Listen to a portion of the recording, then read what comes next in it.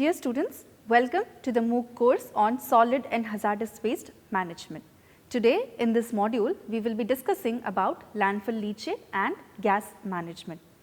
Now, in the previous module, we discussed about what is a landfill, their types, structure and components. Now, landfill is an engineered structure which is used to contain the waste so that it is not affecting or polluting the different environmental matrices. It is considered as one of the largest route of disposal. They are a planned way of waste dumping or waste loading. It has three main systems or components like a liner system which is spread at the bottom to protect the waste or the leachate, a watery liquid, from entering into the soil. Likewise, you also have a top cover which protects the waste from the air, water and other animals. And here in a landfill, the waste is loaded or deposited in a sequential or a pattern is being followed. One is your cell method, the other one is your layer method and the third one is your area method. Now, these are the different ways by which the waste is loaded by following a pattern within a landfill. Now, during the process of degradation, landfill leachate and gas is generated. Now, what is leachate? Leachate is a watery liquid that is generated during the decomposition of the waste material. Likewise, gas is also generated during the anaerobic degradation of waste material. Now, with this introduction, we will discuss or let us look into the learning objectives of this module. The learning objectives of this module are to understand the process of leachate generation, its composition and characteristics. Then we will also discuss how different factors are influencing the composition of leachate generation. Then we will study about the different leachate collection systems and various leachate treatment options that are available. Further, we will also discuss about the landfill gas, their composition and characteristics. Also, we will discuss about the landfill gas migration and the various factors that influence in migration of the gas. Lastly, we will discuss about how the landfill gas are collected and what are the different treatments that are available for landfill gas that is generated during the decomposition of solid waste. Now, as I told you earlier, landfills are engineered structure for the containment of domestic and industrial solid waste. It is considered as one of the largest route of disposal and it is a controlled disposal option. The waste that is disposed in the landfill will undergo decomposition over a period of time. Now, this is not a specific time, it takes many years to degrade. Now, the decomposing waste releases a toxic liquid called as leachate and a lot of gases during the process of decomposition or degradation.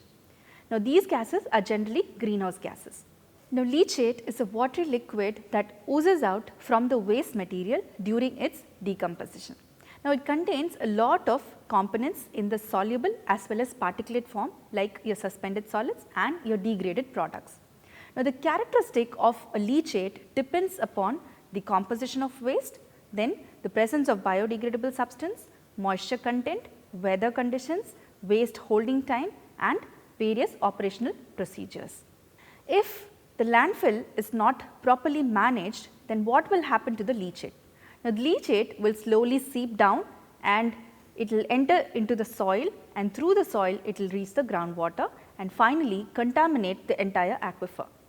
Now, landfill leachate generation is influenced by a number of factors like your rainfall, landfill cover, waste type, vegetation, climatic conditions and landfill design. When there is precipitation, there will be a lot of water that enters through the waste and this will add to the leachate quantity. Likewise, if you do not have a proper landfill cover, then again the surface water or the rain water will enter into the waste and will increase the leachate quantity. The waste type also influences the quantity of waste generation. If you have a lot of biodegradable material in your landfill, then the waste degradation will lead to the generation of lot of leachate and the leachate quantity will increase. Likewise, your climatic conditions, if the landfill is located in an area where a high amount of rainfall is received, then the leachate quantity will increase. That is how these different factors play a role in modifying the or determining the leachate quantity generated in a landfill. Now, the composition of leachate, as I told you earlier, leachate is a toxic liquid which is blackish, orange or yellowish in color. They emit a very strong odor. This odor is attributed due to the presence of certain compounds like hydrogen, nitrogen and sulfur rich organic compounds.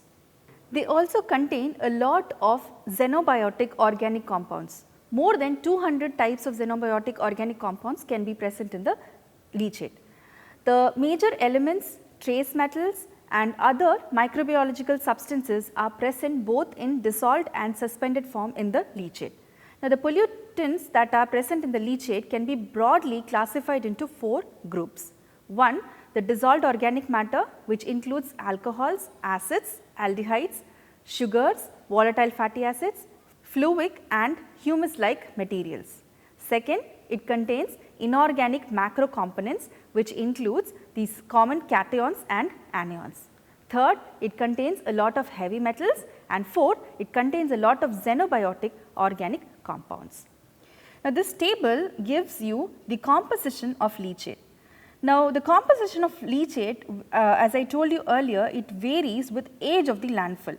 Now, in this table I have compared the acetogenic and methanogenic leachate. You can see the lot of physiochemical characteristics that are listed on the left side. Now, pH of an acetogenic leachate will be in the range of 5.1 to 7.8. Likewise, the methanogenic leachate will be 6.8 to 8.2. COD is very high. In the initial phases, that is the acetogenic phase, the COD will be around 36,000 milligram per liter, and in methanogenic phase it will be around 2300 milligram per liter, because all the organic matter would be utilized and it results in the generation of gases like carbon dioxide and methane. So, likewise you can see all the parameters, but if you see the ammoniacal nitrogen, which is around 922 milligram per liter in acetogenic leachate, it is almost same in the methanogenic phase. The nitrogen that is present in the landfill almost remains the same and does not show any variation. So, likewise a number of parameters are listed in this table. A lot of inorganic ions, anions, cations, heavy metals are all present in the leachate, and they do not show any much difference between the acetogenic and the methanogenic leachate. The composition of leachate varies depending upon the age of your landfill, pH, nature of waste, decomposition rate and weather conditions. Now, we will discuss each one in detail. Now, starting from the age of the landfill, the composition varies greatly. Now, young landfills that generate acetogenic leachate is different from the leachate that is generated from the old or matured landfill that generates a methanogenic leachate. Now, waste within the landfills, they undergo degradation in 5 different stages. One is your hydrolysis. Now, during the initial period, mostly it is the aerobic degradation that occurs. Now, during the aerobic degradation, there is only a minimum amount of leachate generation occurs. Now, it contains mainly carbonic acid and the pH of such leachate is generally acidic in nature. The second and the third stage, that is the fermentation and acetogenesis phase, influences again the composition of leachate greatly. The major proportion of complex waste is degraded into simpler substances like your organic acid, ammonia and hydrogen. Here the pH of leachate drops below 4, and because of that the solubility of metals increases. The leachate produced during the acetogenic phase, as I told you earlier, they contain a high amount of COD of around 30 to 50,000 milligram per liter. The ammoniacal nitrogen will be around 900 milligram per liter. It is generally contributed by the degradation of proteins and other nitrogenous compounds. It also contains a lot of heavy metals like zinc, cadmium, copper and so on. Now, the stage 4, the methanogenesis phase. Now, the leachate that is generated during the methanogenesis phase, that is stage 4, is generally alkaline in nature because it shows an average pH of about 7.52. This is due to the fact that the organic acids that are generated during the acetogenesis phase are converted into methane and carbon dioxide, which caused the pH shift from 4 to 7.52. Now, the solubility of metals is restricted at this particular pH. Now, the COD and BOD levels of the methanogenic leachate are comparatively less when compared to your acetogenic leachate. But as I told you earlier, the concentration of ammonia that is present there will be same as that of your acetogenic leachate. The next parameter that influences the composition of leachate is the nature of waste. If your landfill contains a major proportion of municipal waste which is rich in organic matter, then the leachate will also contain a lot amount of organic matter and ammonia. Now, the hazardous waste landfills generate a leachate which generally contains compounds like salts, metals, halogenated compounds and other organic compounds. Likewise, if you characterize the leachate that is generated from an inert landfill, you can find only a minimum amount of organic and inorganic species because they are all inert materials. Now, how does the decomposition rate and weather condition influence your leachate composition? Now, during the decomposition process, when the water seeps in, it creates an anoxic condition. Now, during this anoxic condition, which is created by the bacteria and fungi, a lot of oxygen is consumed. Now, the waste pH drops and this results in the dissolution or increases the solubility of metals in the leachate. Now, the waste undergoing decomposition process also release water which adds to the volume of leachate. Now, let us discuss about how to estimate or what are the factors that you will look into while estimating the leachate generation, or in short, to calculate the amount of leachate generation, what are the factors that you will look into. Now, the factors used for the estimation of leachate will be: 1. Amount of rainfall, you should know what is the amount of rainfall that is occurring. Second, the rate at which the rainwater is infiltrating or percolating through the landfill. Third, you will also discuss about what is the potential of waste to absorb this water. Then you will discuss about what is the amount of liquid waste that is disposed into the landfill along with the other solid waste materials. Then we will also take care of the weight of the waste after the absorption of water. Finally, leakage via seepage or discharge should also be accounted.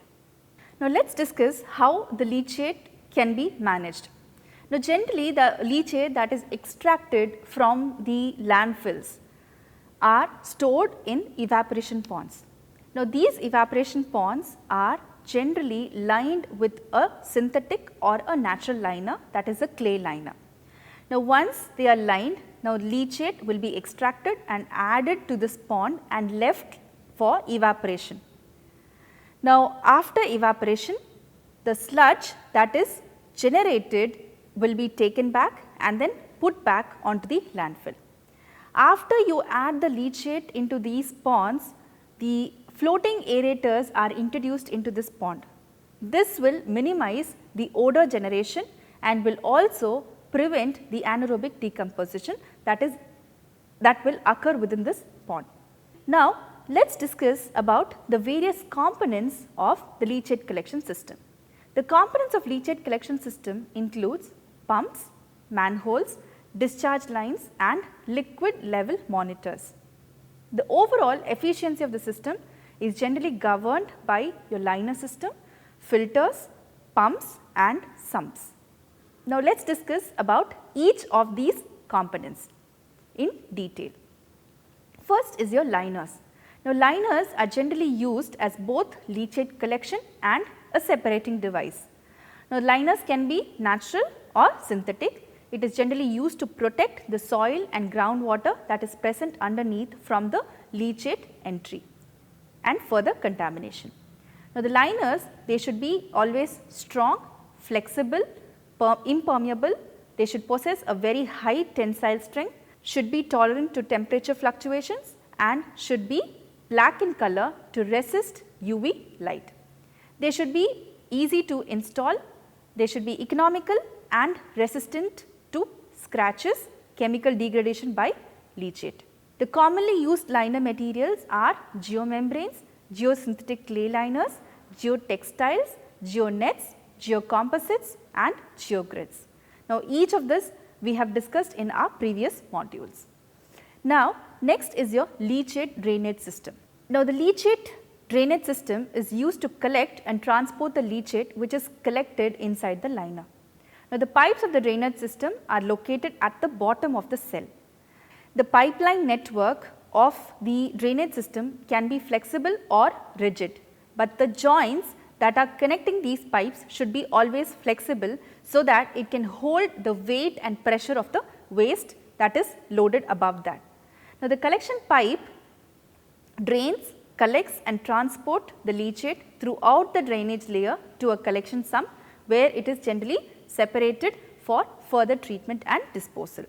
Now, the pipe network helps in draining the waste within the drainage system to reduce the mounding of leachate. These pipes are generally fabricated with cuts and are inclined at an angle of 120 degrees. This will prevent the entry of solid particles and further choking of your pipe network. Next is your filter. Now, the filter layer is used on top of the drainage layer in the leachate collection system. Generally, granular and geotextile material are used as two major filters. Now, what they do is they prevent or avoid the entry of coarser materials into this leachate drainage system and protect their blocking. The granular filters come with one or more soil layers which have coarse gradation in the direction of leakage so that the soil is protected from leakage of leachate. Then sump. Sump is a place where the liquid that is generated from the landfill is stored. When the liquid that enters through the landfill cell, it slowly progresses down the filter, then through the pipeline and finally it comes in the sump. Now, for efficient operation, the number, location and size of the sumps is very important. The size of the sump will always be larger in areas where you receive very high amount of rainfall. Now, larger the pump capacity, smaller should be your sump size. Now, it is vital for always your sump should be designed in such a way so that it should accumulate the expected amount of liquid that is being pumped from the leachate collection system. Then comes your membrane which is used as a filter. Now, some landfills are equipped with certain forms of membranes to separate the waste from the surrounding area. The leachate collection pipe network is generally laid on the membrane. The membranes are generally porous to some extent because with time a low volume of leachate crosses the membrane. Now the leachate that is collected from the landfills can be re-injected back into the waste or recirculated back into the waste mass. Now, by doing so, what will happen is you can maintain the moisture condition that is present in the waste loaded in the landfill. Now, when the moisture conditions are optimum, the waste degradation fastens up and then the performance becomes better. Also, the leachate recirculation will add extra inoculum or bacteria back to the landfill. Also, the partially degraded material which is present in the leachate, when you add it back into the landfill, they will undergo complete degradation. That is one advantage why leachate that is generated can also be re-injected back into the landfill. So, as I told you, these re-injection process generally increases the decomposition and gas production rate. Also, it converts the leachate volume into landfill gas. Thereby, the overall volume of leachate that is generated will be reduced. Now, what are the different treatment methods that are available for your landfill leachate? Now, the landfill leachate can be treated by both physiochemical and biological methods. Now, before subjecting it to any of the biological or physiochemical process, the leachate will be collected from the sump into a treatment container and mixed with certain chemicals. Now, these chemicals are generally used to adjust the pH and coagulate and settle down the solids. This will also reduce the concentration of hazardous material that is present in the leachate. Now, let us discuss about what are the different biological and the physiochemical methods that are used for leachate treatment. There are a number of biological methods that are used for leachate treatment. One is your activated sludge process, second rotating biological contactors, sequencing batch reactors, reed beds and biologically aerated filters. Generally, microorganisms are used for treating the leachate in these processes. Now, activated sludge process, you subject the leachate to a mass of microorganisms and then convert them into biomass and help in degradation, and the effluent that is coming out of the aeration tank can be settled down in a secondary sedimentation tank, and the effluent can be further subjected to tertiary treatment. In rotating biological contactors, it consists of a huge disc where it is partially immersed in a tank containing the leachate. Now, the disc keeps rotating. When it comes in contact with the leachate, it will take up the substrate. The microorganism that grows on the disc takes up the substrate from the leachate, and once it goes turns back and goes outside, it gets exposed to the atmosphere from where it gets the oxygen. Likewise, the sequencing batch reactor is also a biological reactor where again the leachate is subjected to a mass of microorganisms and treated. Now, reed beds is where plants are used to treat the leachate. There are plants like Typha, Phragmites, they are all used for converting the pollutants that are present in the leachate into simpler ones. Finally, biological aerated filters are also used as a biological method for treating your leachate. Now, let us discuss about the various physiochemical treatment methods that are available for leachate. The various physiochemical treatment methods available for leachate include adsorption, membrane technology, ammonia stripping, chemical treatment, coagulation, precipitation, chemical oxidation and so on. Now, adsorption is a process where the pollutant that are present in the liquid phase is converted into solid phase. Many adsorbents like your activated carbon, synthetic polymers, silica based adsorbents are used in the adsorption process. Now, it is generally used as an advanced wastewater treatment process. Now, PACT, called as your powdered activated carbon, it is used as an adsorbent in activated sludge bioreactor. In an activated sludge bioreactor, you add the powdered activated carbon and then it is this will absorb the toxic contaminants that is present in the leachate. The adsorbed sludge will then be incinerated to destroy the organics. Now, for adsorption process, pre-treatment is required because once the suspended solids are not removed from the leachate, it will clog or affect the adsorbents. So, generally you have to pre-treat and then subject it to the adsorption process. The second one, the membrane technology, it is generally used in the final or the polishing step. Microfiltration, ultrafiltration and reverse osmosis process are generally used. They remove dissolved inorganics like your metals, cyanides, ionic species, high molecular weight organics like your pesticides are removed from the leachate. Just like your adsorption, this here also pre-treatment is required. The chemical treatment is used where certain chemicals are applied to detoxify and remove the harmful constituents that are present in the leachate. Now, the chemical methods are generally fast and they do not cause any damage to the setup. Some of the chemical methods are the coagulation and precipitation, chemical oxidation and ammonia stripping. Now, in coagulation and precipitation, generally you use certain chemicals to precipitate or coagulate that harmful toxic pollutants which are present in the leachate. Now, these precipitates will then be removed by sedimentation. This treatment method will be generally used to remove high molecular weight organic materials like your fulvic and humic acids. Now, chemical oxidation is another chemical treatment method where the waste is subjected or undergoes oxidative degradation and further gets transformed. Now, a variety of chemical oxidants are used like your hydrogen peroxide, ozone, chlorine will be used. Here a point to remember is when you select an oxidizing agent, you should check its oxidation ability and then select them. Because higher the oxidation ability, better would be the oxidation process. This method is generally a preferred technique when you have low BOD to COD ratio, which indicates low biodegradability of your landfill leachate.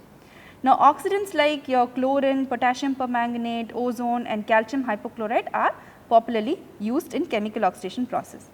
The ammonia stripping process is where large quantity of air is passed through the leachate.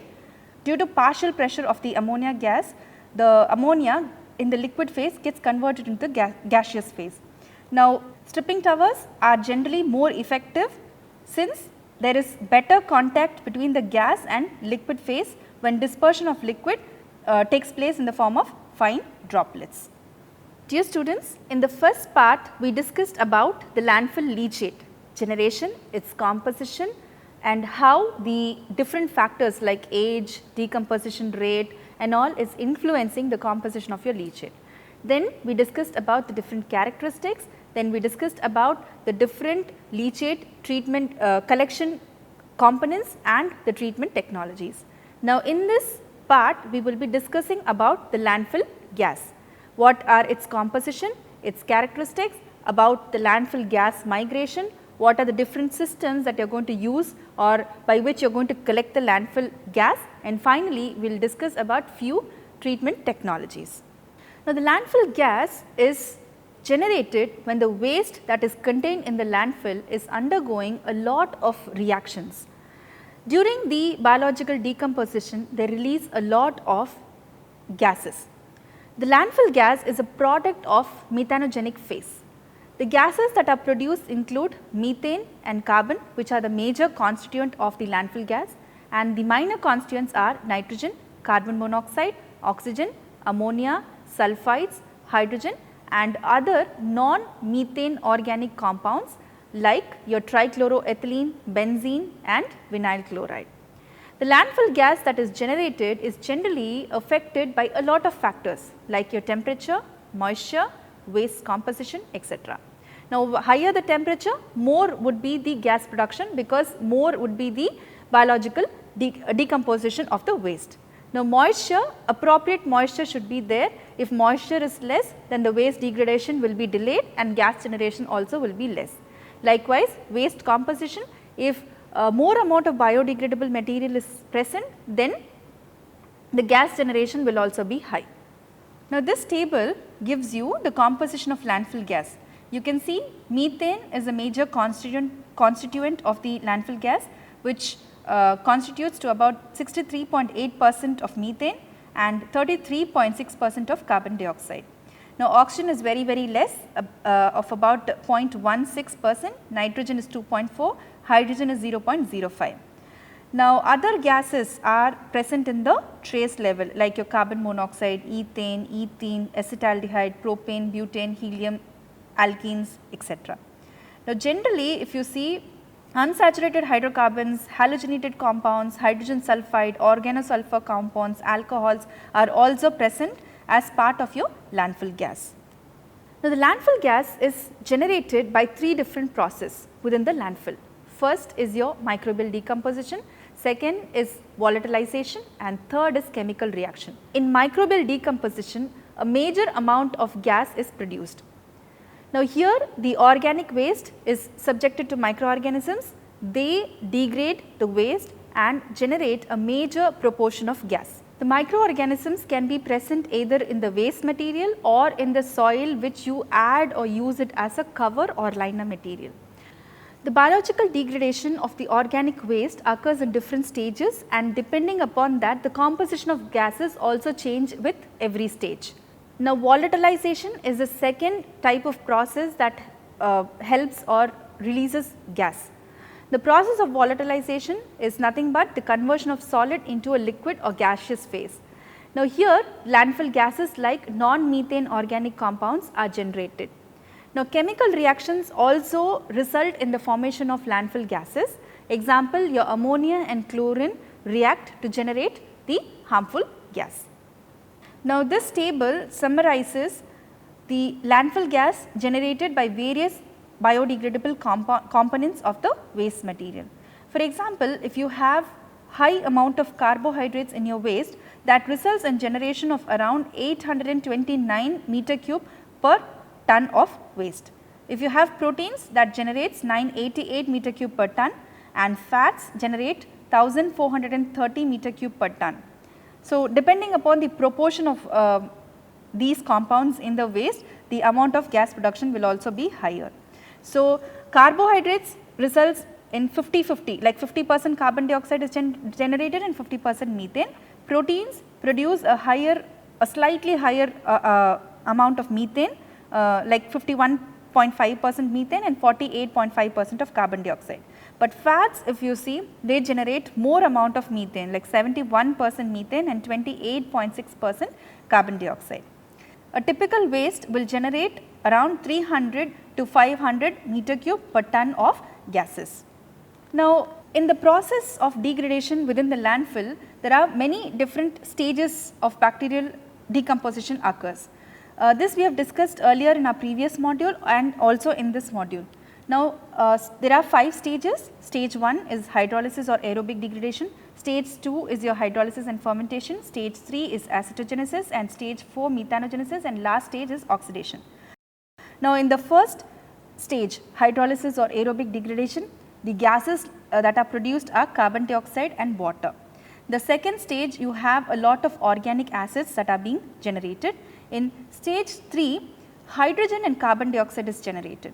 Now, in stage 4, methane and carbon dioxide is generated, and in the stage 5, which is the last stage, again where oxidation or aerobic organisms start building up, you can find carbon dioxide generation. The initial stage, I mean stage 1 and the last stage, stage 5, you have carbon dioxide, more amount of carbon dioxide generation, because there the aerobic microorganisms play a role. From stage 3 to stage 4, it is the anaerobic microorganisms, and that is why you see generation of hydrogen and methane with little amount of carbon dioxide. Now, in this figure you can see what are the different gases that are produced and how these gases vary from stage to stage. If you talk about oxygen, in the first stage it is high and slowly it decreases at the end of stage 1, and it again picks up, and you can find the presence of oxygen in the stage 5. Carbon dioxide slowly increases in the mid of stage 1, and it increases and peaks out at the end of stage 2, and after that it reduces and becomes stable till stage 4 and further decreases in stage 5. Nitrogen, once again it is very high in stage 1 and slowly it decreases gradually till stage 3 and finally ends up. Hydrogen production begins at the end of stage 1 and it peaks out at the end of stage 2 and slowly decreases and drops down or becomes 0 at the end of stage 4, where your methane generation actually picks up. The methane gas again starts its generation at the end of stage 2, slowly it increases and peaks out in the mid of stage 4 and it becomes stable, and at the end of stage 4 it decreases and becomes 0. Now, let us discuss about what are the different conditions that are affecting or influencing your landfill gas generation. First is your waste composition. Now, higher the organic waste, higher would be your landfill gas generation. Now, in chemicals, if you have high amount of chemicals, then you will have higher generation of non-methane organic compounds by the process of volatilization or chemical reaction. Now, the second factor that influences is your age of refuse. Now, the waste that is more than 10 years old will generate less amount of landfill gas. Now, the maximum amount of landfill gas is generated between 5 to 7 years of waste loading. Now, the presence of oxygen also inhibits your methane production or alters your composition of gas indirectly. The next factor that influences your gas composition is your moisture content. Now, moisture content generally promotes certain chemical reactions and they facilitate more gas production. Now, microbial degradation also is enhanced by the moisture, which generally leads to increased gas production. Temperature is another factor which accelerates microbial activity and results in the increased amount of gas generation. Now, higher temperature will always lead to process like volatilization and other chemical reactions. Now, let us discuss about the characteristics of landfill gas. There are many different characteristics. We will discuss about density, viscosity, heating value, water vapor and the non-methane organic compounds that are present in the landfill gas. The density and viscosity. The quantity of individual gases are generally determined based on the concentration of landfill gas. For example, if you have a mixture of 90% carbon dioxide and 10% hydrogen, which is generally produced in the first stage of anaerobic phase, this will be heavier when compared to air. Likewise, a mixture which contains 40% carbon dioxide and 60% methane, which is generally produced during a methanogenic stage, it will be lighter when compared to air. Now, the heating value of landfill gas, if you see, it is around 500 BTU per feet cube. BTU is nothing but British thermal unit. Now, this is half the value of natural landfill gas. The actual heating value of landfill gas generally depends upon the age of the waste and type of landfill cover. The non-methane organic compounds, they contribute a major proportion if the waste that is present in the landfill is municipal solid waste. Now, the gas will contain 50% methane, 50% carbon dioxide and some amount of non-methane organic compounds. The concentration of these compounds will generally vary from 200 to 15,000 milligram per liter. Water vapor is also present in the landfill gas, and the landfill gas that is generated during the decomposition of waste will generally contain about 4 to 7% of water vapor. Now, the quantity of water vapor is a function of temperature and pressure.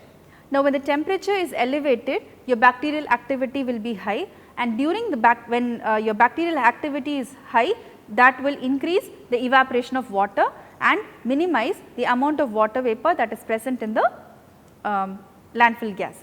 The other characteristic is hydrogen is also produced during the process of anaerobic degradation within the landfill.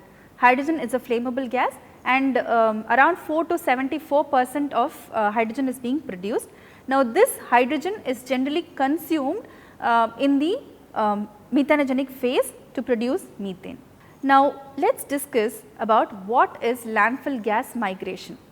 The gas that is produced in a landfill, they do not remain idle. They keep moving, they keep migrating and fill up the void or pore spaces which are available in the waste material. Now, the methane, which is generally lighter than air, will travel vertically and reach the surface of the landfill. The upward movement of gas is generally inhibited or hindered by the overlaying waste or the cover material. During such conditions, what will happen is the air will move horizontally to find any weak area which is there in the waste material, and from that weak area it will move upwards. Now, the gas generally use material of least resistance to travel across, like your sand or gravel are some of the examples. Now, carbon dioxide is collected in the subsurface due to the density difference. Now, the migration of gas is affected by a lot of factors. First, diffusion. Landfill gas moves and spreads to the surrounding area through the process of diffusion. That means, the gas moves from a higher concentration to a lower concentration area. A high pressure zone is created when the gas accumulation is high in a particular area. Now, accumulation generally occurs due to compaction of your overlying waste. Now, the variation in pressure will generally result in the movement of gas from high to low pressure areas. Now, increase in gas concentration will increase your subsurface pressure and it will be higher than the atmospheric pressure. Now, when it is higher than the atmospheric pressure, what will happen is the gas will be released into the atmosphere. The other factor that influences the migration of gas is the temperature. Now, when temperature increases, gas diffusion and rate of migration also increases. Now, when the soil is frozen, they act like a physical barrier and they will not allow the upward movement of landfill gas. The other parameters that influence your gas migration is your landfill cover, type and permeability. Now, material used in landfill cover influences or should influence the migration of gas. Higher the permeability, more easily the gas will migrate. For example, sand and gravel which has higher permeability will facilitate more gas migration when compared to clay and silt which has less permeability. Now, there are also other natural or cultural pathways that a landfill gas takes to escape out of the landfill. Now, the natural cultural pathway is nothing but your natural geology or man-made structures. If you have any fracture, fault or fractured rocks or any porous rocks, then they will influence the migration of gas. Likewise, if you have any drains, trench, vents, pipelines, tunnels which are generally man-made structure, they will also influence your landfill gas movement. Now, wind speed and direction will also influence your gas migration, because wind carries the landfill gas, because wind mixes with the gas and carries it from one place to another. Now, moisture, the gas accumulated within the pores are pushed out by the rainwater. So, when there is rainfall, rainwater occupies these pores, and when they occupy the pores, they will push out the gas and the gas will be released outside. So, wet soil in the cover does not allow gas to escape out from the surface. Now, groundwater levels also influence your landfill gas migration, because when the water table rises, the gas moves upwards and will try to escape out of the landfill cover. Now, let us discuss about the landfill gas collection. Now, landfill gas control systems, they generally include collection, conveyance and treatment. An ideal system will generally consist of a sequence of gas collection wells which will be generally located or positioned throughout the landfill area. Now, the gas collection wells will be designed based on the volume and the density of waste depth. Now, the gas collection wells will be designed based on the volume and density of waste, depth and the area of landfill. Now, collection wells in the landfill will generally offer paths for the movement or passage of gases. The gas will be either discharged directly to the atmosphere, or it can be collected and treated, or it can be used potentially to avoid any health and environmental risks. There are two gas collection systems which are available. One is passive gas collection system and the other one is active gas collection system. The passive gas collection systems are generally established either during active operation or after the closure of landfill. Now, collection wells or extraction wells are used in passive systems for gas collection. Now, these wells will be generally made of perforated plastic material which is mounted either vertically throughout the landfill up to a depth of about 50 to 90% of the landfill waste thickness. Now, if there is groundwater, then what should you do is the wells will be should be terminated at the groundwater table.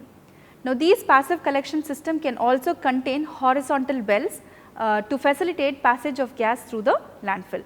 Now, these horizontal wells are more suitable when you need to recuperate gas rapidly. Now, gas movement can also be controlled with the help of liners on the top, sides and at the bottom of the landfill. Now, an impermeable liner will generally trap the landfill gas and will generate an ideal gas passage pathway. Now, the efficiency of a passive collection system will depend upon the way it is controlled and other environmental conditions. Now, when the pressure is not sufficient enough, it will not drive the gas up to the control or venting device. By this way the passive system will fail. Now, in case of high pressure, what will happen is the outside air will enter inside the landfill through these passive vents, and this will not direct the gas to the control device. Therefore, the passive collection system are not consistent enough in especially in areas where you have high risk of gas migration. The other type of gas collection system is your active gas collection system. It is a most effective system, and it consists of both vertical as well as horizontal collection wells. Unlike your passive collection system, the active system, they have valves to control gas flow and provide it to a sampling port. Now, The active collection system consists of vacuum or pumps which generally pushes out the gas out of the landfill. Now, the gas generally migrates in the direction of low pressure region, which we have already mentioned earlier. Now, the gas migrates in the direction of low pressure, which we have already discussed earlier, because the gas migrates through the process of diffusion, which is nothing but movement of gas from a high concentration area to low concentration area. Now, let us discuss about the different landfill gas treatment methods that are available. Basically, there are three different treatment technologies. One is combustion, the other one is non-combustion technology, and the other one is odor control technology. Now, combustion technology, here you use flares, incinerators, boilers, gas turbines and internal combustion engines to thermally degrade the substance that is present in the gas. Now, combustion technology converts methane into carbon dioxide and thereby reduces the risk of greenhouse gas emission. Now, non-combustion technology, they are of two types, one energy recovery technology and the other one is gas to product conversion technology. Here the landfill gas is converted into energy and commercial products like the compressed gas, natural gas like CNG, methanol, purified carbon dioxide and methane, liquefied natural gas and other products. Before subjecting the gas to the non-combustion technology, you have to pre-treat them to remove the impurities like the non-methane organic compounds, water, carbon dioxide and so on. The last method of gas treatment is your odor control technology. It is generally used to prevent the odor that is generated during the gas escape from the landfill. The top cover restricts the odor from being released out of the landfill into the open environment. Now, extensive covers can be used to restrict the moisture from leaching into the waste and promote bacterial growth and decomposition, because the gas is generally generated during this process. Also, you can plant some vegetation on the cover which will also decrease the odor. The process generally helps in eliminating the odor from the landfill gas by combusting the odor causing gases thermally.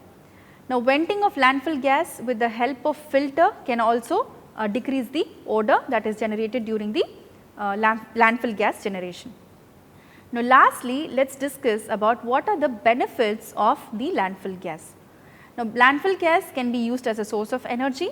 It can help in conserving other energy resources. They can provide economic benefits to the people. They will decrease the risk of global climate change. Used on site by using boiler or any other type of combustion system which will generally provide heat.